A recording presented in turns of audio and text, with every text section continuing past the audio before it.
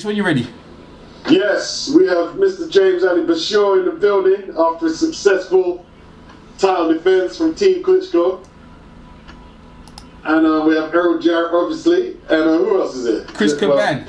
Chris Caban. Yeah. Chris. So, you're obviously upbeat right now. You know what I mean? I feel bad. I feel better because we got it behind us. And I actually feel not happy just because we won, but I'm happy because neither guy got seriously injured. I don't believe Pulev was pretty busted up, but I don't think either one of them is hurt beyond repair, and I'm happy about that. Of course, I'm happy about that because it's designed to be a sport, not for somebody to get seriously injured. Having said that, I believe that Pulev would beat most of the heavyweights, if not all of the heavyweights outside of Wladimir Klitschko. I think that Pulev would beat those guys. I could be wrong, but from where I'm sitting at, I think that he would beat any of the top heavyweights that's out there right now. Okay. I agree. I don't see any of them.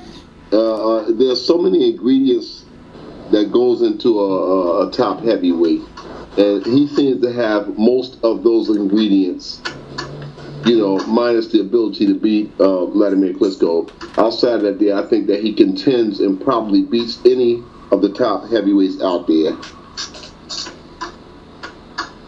So they'll have to prove themselves. But as far as I'm concerned, outside of Wladimir, he's the guy to beat. Yeah, I agree, man. That was impressive. What Klitschko, what Wladimir did, that was an impressive. And Shannon Briggs needs to sit down, man. He needs to. After seeing that left hook was beautiful. I'm watching the fight actually now as we're speaking.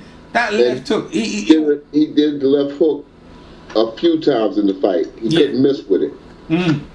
He couldn't miss with it. Everybody was focused on the right hand, and they completely disrespected and forgot about the left hook.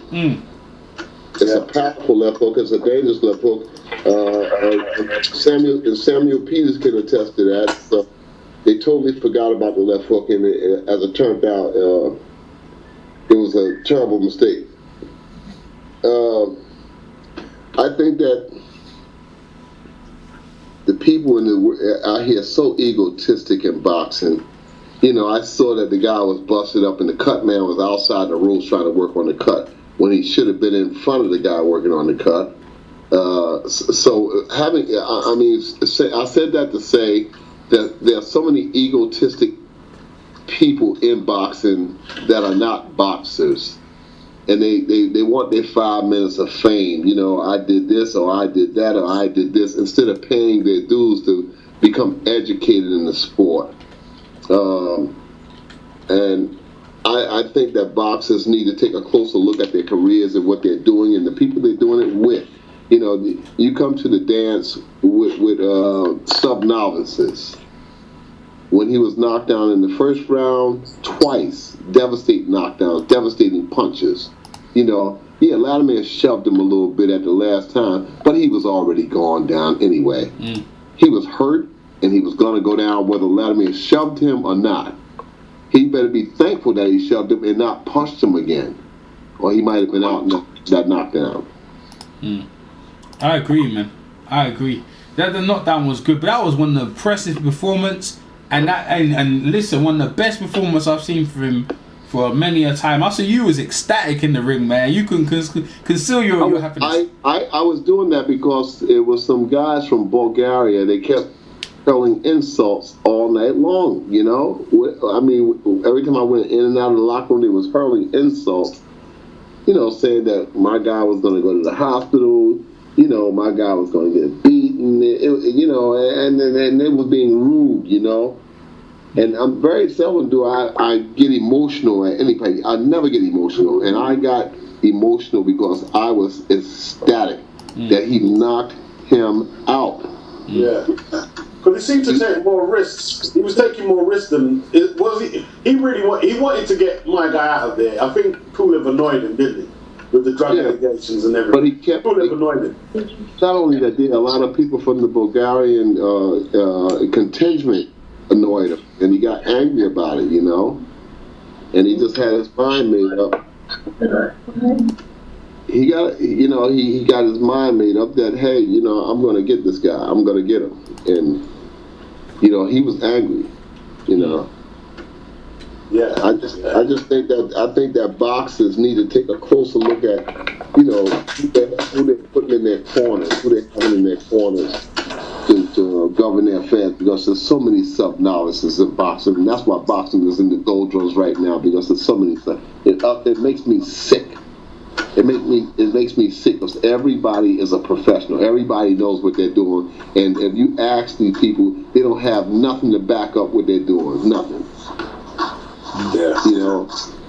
So I said to a reporter last night, and I'll say it now, that Wladimir Klitschko has the most professional team in boxing right now. There's no team that's no more professional than the team that Wladimir Klitschko has with him right now. Yeah. We're the professionals in this sport, and we have the history to back it up. The history to back it up.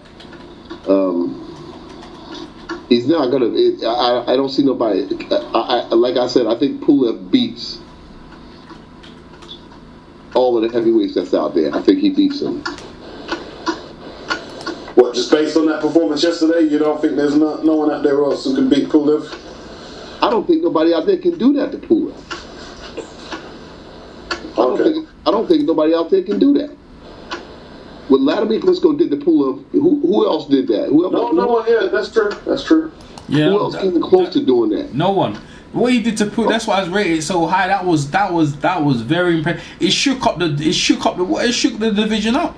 If people think Wladimir, like you said, he's got another 7 years. He said that as well. He feels great. Everything you said came to pass. He's got another 7 years.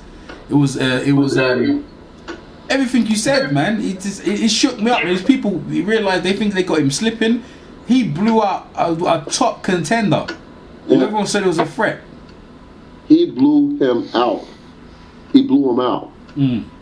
No one ever even came close to doing that to Kubrat Pulev. Not even close. He beat Tony Thompson. He beat Dimitrenko. And he beat the big guy, Ustinov. Those are three, they're not the greatest heavyweights, but they're very good heavyweights. All right? He beat them relatively easy. He shut them down and beat them. Wladimir Klitschko made beating Kubrat Pulev look easy. He made it look easy. Yeah. It's like I see him bouncing. Like, I haven't seen that much from Klitschko, man. Is he adding new things into his game at this stage? Well, he's growing. He figures that he's like a child with a new toy. As I said before, he wants to fight. He wants to be in the game. He wants to compete. He wants to show people that I've got more. I've got more than what y'all seen. Yeah, he still got some rough spots. And who knows what happens, like I said, after you've been knocked out. Corey Sanders knocked him out. Ross Purity, and Layman Brewster, those guys ran him out of gas, but Corey Sanders knocked him out. So you never know what happens to a guy after a defeat. Wladimir Klitschko has struggled to come back. He has struggled to get this far, and people got to give credit where credit is due. The guy is a worker. Yeah. He's a worker, and he's not backing down. He was bombing this kid last night with big shots. With big booming shots. You had to be at ringside to appreciate the noise that them punches was making. I said, God, dog, man, this guy is getting... you didn't need to be ringside. We could see it from there. They were some powerful shots. That left hook was... You could see that was some powerful shots, man. Yeah, that left hook was... But I can imagine from ringside, it must have been boom. Yeah, it was jarring. It was like...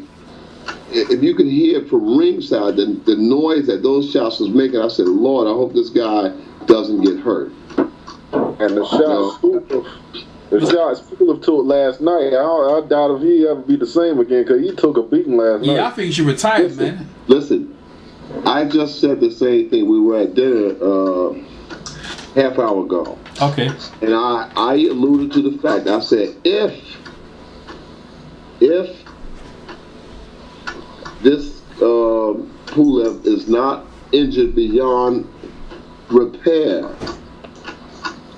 I said that he'll beat the top heavyweights out there because of a few things, because of his mindset, his work ethic. He's a tough guy. He can box. You know, he can obviously take a punch because he got up and recovered. I thought he was knocked out clearly in the first round. Had Lad got a little excited and allowed Pulev to live. But if he had maintained his composure and boxed a little more, he would knock him out in the first round. Yeah. James, did Klitschko work on that left hook in camp, or was it an opening he see there and then on the fight? Well, we work on a lot of things. We work on a diversity of things. We never stop trying to find a way to get better. We called it back to his attention. We saw it in some fights. We're doing it and trying to train against us. Let's try it. So he's been working on those things, of course. He's always trying things. And he's pretty soon we'll have him body punching again.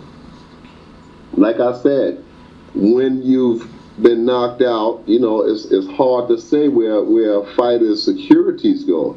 So you have to gradually bring a guy back to what he used to do. If you look at Klitschko before Corey Sanders, you could see that he was body punching. He was beating people up. He was the new George Foreman. Yeah.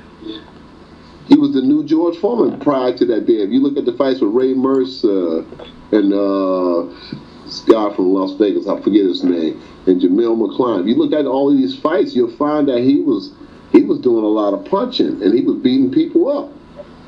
So gradually he's coming back to where he was, and if he gets 2 more knockouts, who knows the Klitschko that you'll see in the 4th or 5th fight from now. Well, listen, man, on all-time great, man. That Pulev win goes a long way for me, man. I got him.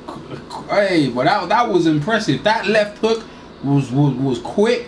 Hey, man, it was good. And you see the other contenders, they better beware, man, because that Klitschko, that one could be all them guys contending, all of them. Yeah, none of them can deal with that left hook. None of them can deal with that left hook. None of them. That was quick, man. He said he was jumping on his feet and wham! I ain't never seen him do that before.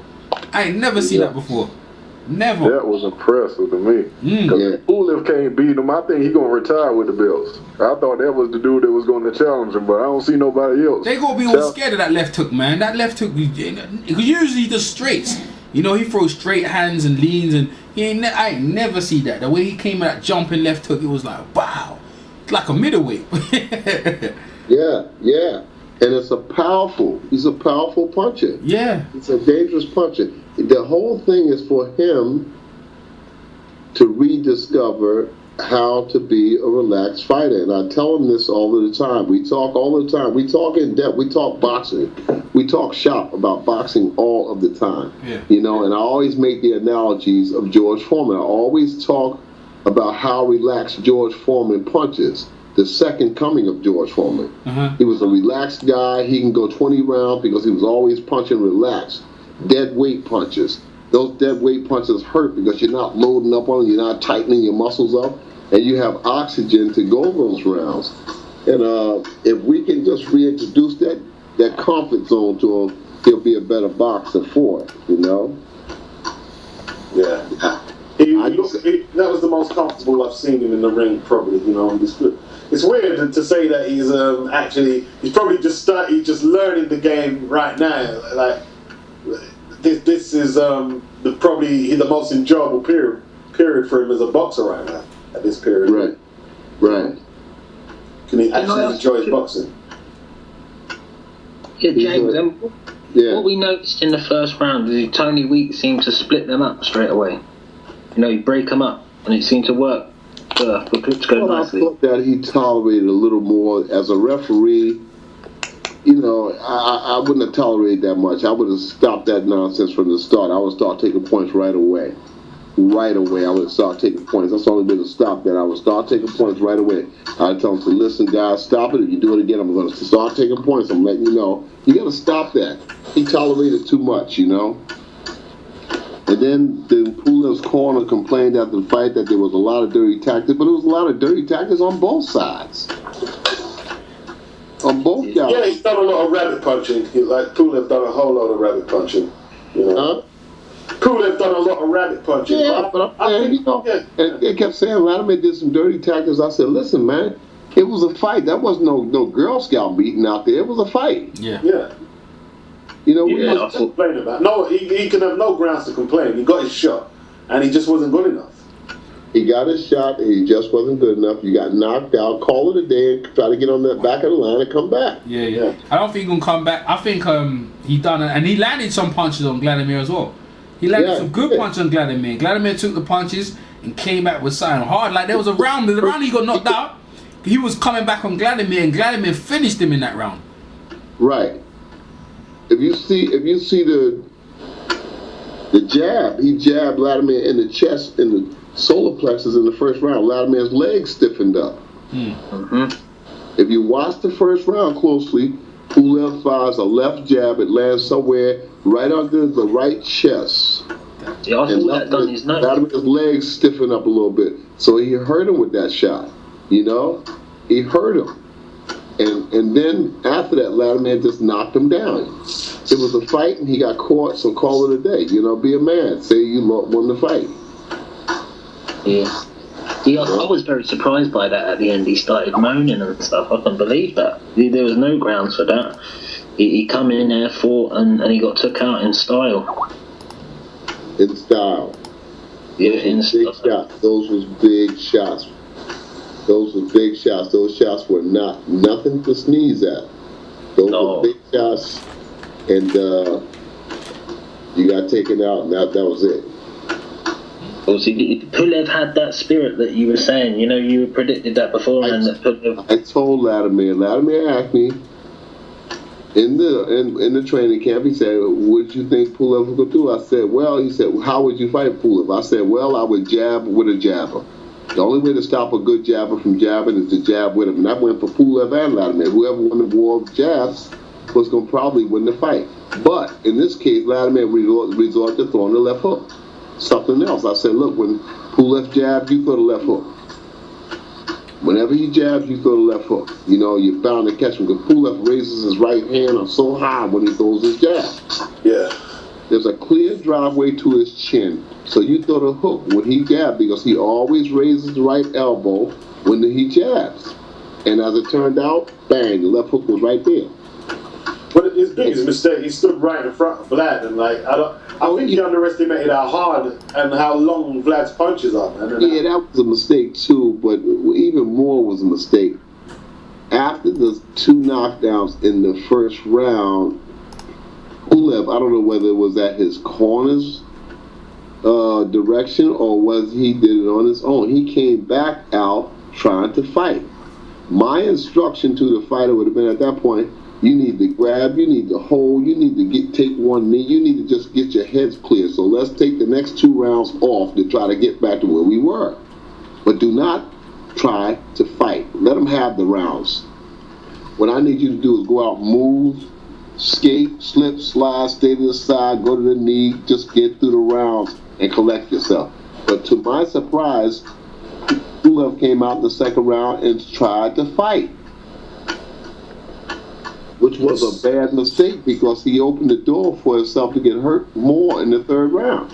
The second round gave him some kind of comfort zone that, you know, because it was a bad round for both of them, so it gave him some kind of confidence that I'm still in the fight, and as a result, he came back out in the third round, really got rocked again, got really hurt.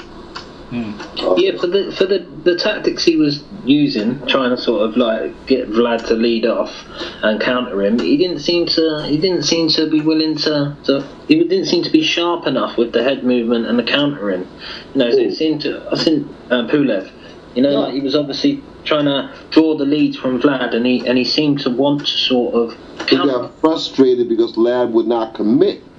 Yeah, that's right. He got frustrated because Vlad wouldn't go for it. Yeah. The same way Bernard got frustrated with Kovalev because Kovalev wouldn't commit. Yeah. Bernard wanted a tactical game. If you punched it, I'll counter punch it, I'll move away. But Kovalev didn't play into that hands, and when he did that there, Bernal fell apart. Yeah. Bernal fell apart. He said, I don't, you know. He said, I have nothing to work on now because he won't commit. And Lab wouldn't commit, and that shut Pulev down. It shut him down. Yeah. He didn't have a plan B. Yeah. He dictated it at his own pace, you know. Even when the referee would break him up at the clinches, Vlad always got his punch in first, and he floored him a couple of times with that. And Right. he couldn't see the punches coming. He didn't see them coming. You know, so like Vlad wasn't telegraphing him. Like, he was quick, he was sharp, you know, and he was aware. He wouldn't let my guy reset, hit him, knocked him down. Great performance, man. Yeah. It was a masterclass of for Glad, man. I think like Tyson Fury, the winner of Tyson Fury, Derek Chisora, the WBO ordering fight by March. So do you think that will be his next challenge for Klitschko going forward? I think that Klitschko's going to go after the winner of Deontay Wilder and Stavern. Off that win last night, every one of the organizations that's backing him need to let him have a little room because he's done everything they asked him to do. That's so, you know. Can I just say, Derek will be the hardest fighter for Vlad. Do you know why? Because none of these guys know how to work to the body. They know how to punch inside in combinations. Yeah, with last footwork, he's going to be a little hard for Derek. To get inside. Derek's trying to come in. Yeah, it would be. Yeah. Derek is very vulnerable when he comes in. That's why I told Ladd and Jonathan Banks, the three of us was talking, and both of those guys said that Chisora was going to give David Hay a hard time. I said, nah. I said that he's going to try to jump in there, and somewhere that jumping in, David's going to catch him, and that's exactly what happened. Yeah.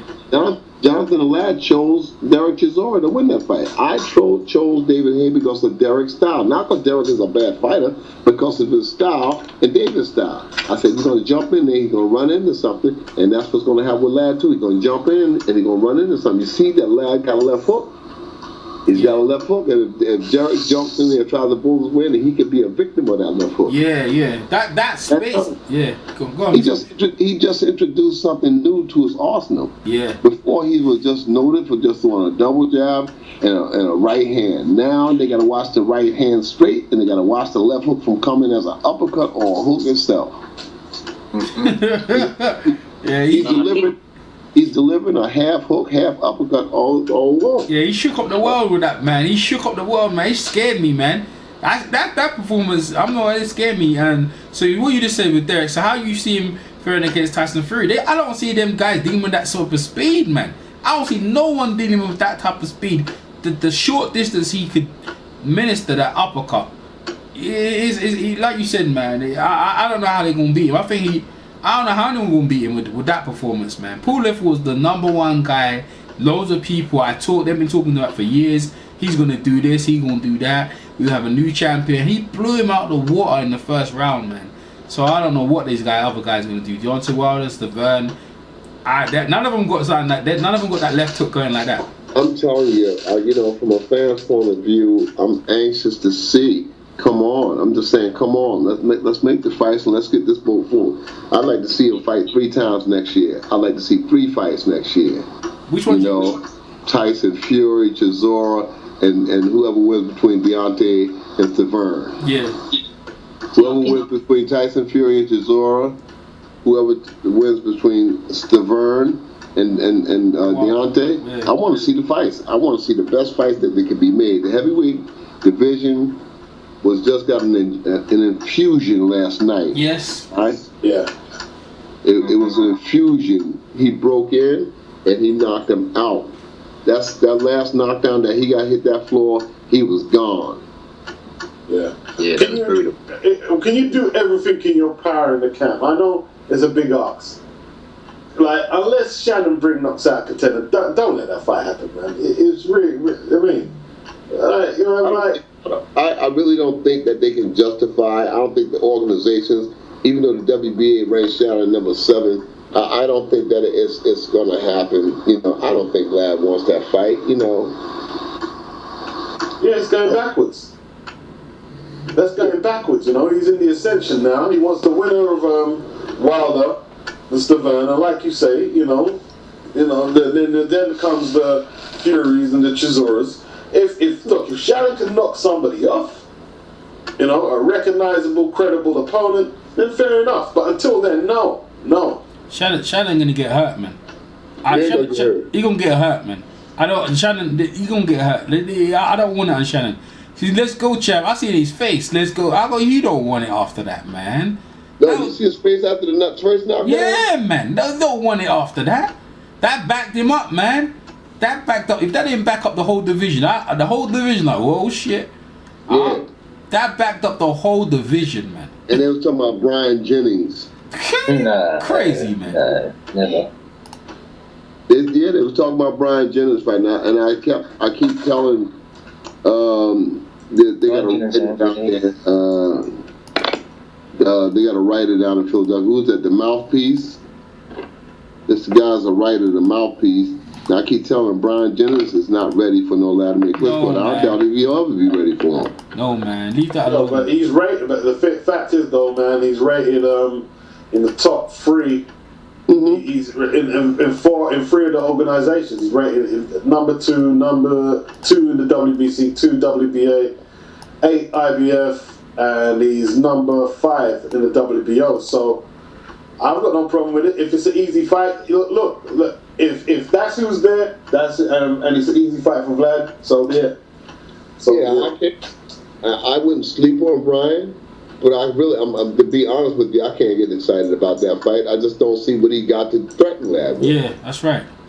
Yeah, that's right. Well, he's unbeaten. I can see if he was a great jabber, or he was a great right hand puncher, or a great left hooker. But what do he have to threaten Wladimir Klitschko with? I don't see it. I see him getting hurt inside of 5 rounds. Mm-hmm. Bad. Mm-hmm. Well, like you say, it's not high on the priority. But Stavern and Wilder, any of them two, that like Vlad can take it easy next year, have maybe just a mark time fight, but that's the one we want to see. The winner of Stavern and Wilder. That's what I mean. We definitely want to see that. Sure. Anything between Stavern and Wilder or Fury and Chisora, we're good. We're good with that. Yeah. The whole division, man. People are looking forward to this Fury. Going back to Chisora, James, do you not feel Chisora's got better defense against bigger fighters, bigger men? And him being able to rush Wladimir a little bit, like when Wladimir did land that beautiful left hook, he has a great aggression against bigger fighters that can't punch. But when you can punch like Wladimir Klitschko, that makes a big difference when you're rushing in. I just see a scenario much like Joe Frazier and George Foreman. That's what I see. What about Vitaly's fight though? Vitaly's just as big a puncher now. Yeah, but you're talking different styles. Different kind of styles. Vitaly was a big lanky guy, and Chisora was able to skate with him, but I don't think he'd have that same success with Wladimir. I think Wladimir would pick him off coming in. It'd be an interesting fight. So, does Vitaly ever show you any willingness to get back in the ring? When he's around these big fights and you guys. He's a fighter. I'm sure that the bug bites him. And who knows? We may not have seen the last of him. So you're not got any plans on training him anytime soon then? No. He's the mayor of Kiev, so he's got his hands tied up in politics now. But he's in such good shape.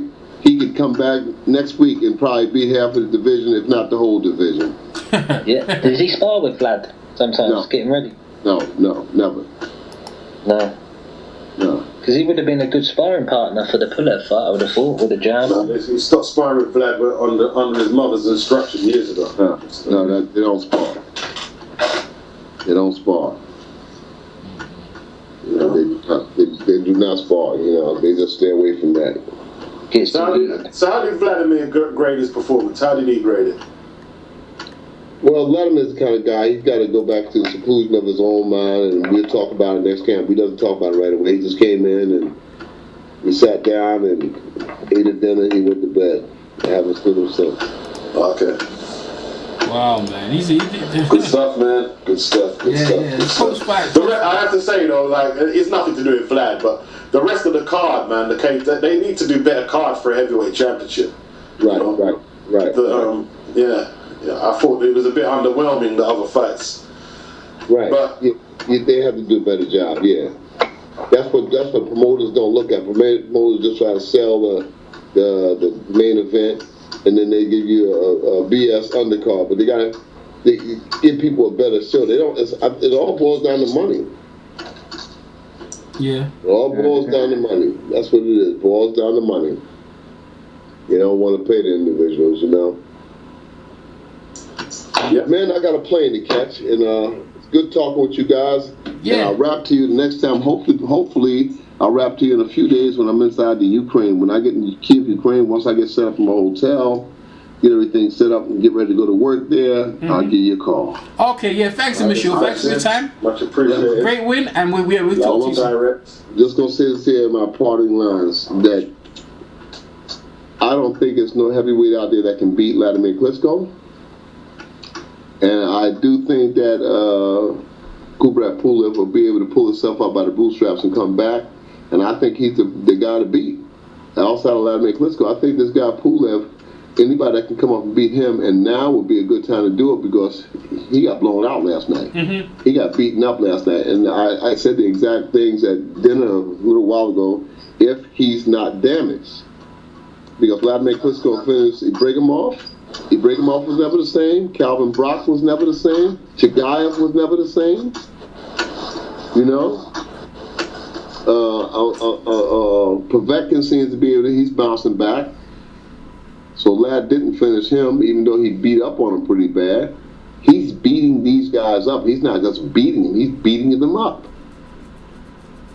I agree. That was a beatdown, man. Yeah. I like you said before. Pulev tried to get rough with Lad, and Lad got rough with him, roughed him up, sapped him of his strength, and started cracking him with big shots. I mean, cracking him with big shots.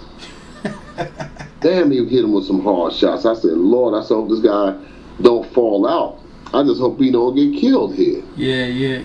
Remember, you did say when we talked to you before about people knockout, every punch they take takes a year out your career. I think his career is over. In my opinion, them knockouts was devastating. That knockout, you know, the way he hit the canvas, head bounced off the canvas, it was devastating. You know, he could come back, but why does he need to? He challenged for the championship of the world. He couldn't do it. What else? He took too many flush punches to the head. Yeah. There did nothing left, man. Like, them other guys can pick his bones now like vultures, like you said, Mr. Bashir. Yeah, he got hit hard. He got hit hard, you know. Mm-hmm. These guys underestimate, like I said, they underestimate the power of Wladimir Klitschko. And he brought the power back out from the mothballs last night. Mm-hmm. Yeah, the variety with that power and speed. He was bombing, you know. Yeah, he was bombing, man. Man, we like you know what? Everything you said came to pass. You know, Alex or the Usyk, you're going to that camp. Mr. Bashir's the man to be. We're glad people are enjoying these interviews with you. We're getting good feedback from all your interviews and all your wise wisdom you're bestowing on the YTBC, man. Thank you, Mr. Bashir. I'm grateful, you know, but as I said, that comes from years and years and years of training in the presence of master trainers. And when I part wisdom, I part wisdom in their names, and I'm thankful to have shared the same space and time with them. People that probably never heard of those guys, you know, but I remember, I know them, you know. Slim Robinson, Sam Solomon, you know, Lee Black, Tommy Parks, Bobby McQuilla, all of these guys that the listening fans probably never heard. Eddie Elianu. See, they don't know their names. I know their names. I'm not as old as you. I'm better. You know what I'm saying? These guys, Luther Burgess, Walter Smith, Bill Miller, people probably never heard of those guys. But my wisdom is a testimony to the bits and portions of wisdom that they shared with me over the years and that I clamored for. And I held audience with them, and I always asked questions. And I learned from listening to them, and I discovered different things about myself, about my intellect, just by being able to maintain those things that each one of them parted wisdom with me. Each one of them had something to tell me. See, each one of them had an application to give me. This is what you need to do. That's how you, and I learned through that. So I'm able to sit back and be able to critique. Most of the time, if I'm saying something about a fight, I'd say that 91% of the time I'm right. 91%. And I'll leave a margin of 9% of error, but most of the time I'm saying something because I'm studying it like an octagon, from above, from the side, from underneath. I'm watching and learning. I'm not a wise guy, and I still do the same thing. I'm looking at everybody in the game trying to learn more, because I want to be that professor. I want to be that guy that can just critique something and tell you what's going to happen. And I'm telling you, Wladimir Klitschko got a lot more in his tank because he wants to do it. He wants to be there. He desires to be the best of the best. Being the best isn't. I'm getting the feeling that being technically the best, we know he's the best. He wants people to say, go away from his performances going, oh, that's what he wants now. Yeah. You got that from me yesterday. Yeah.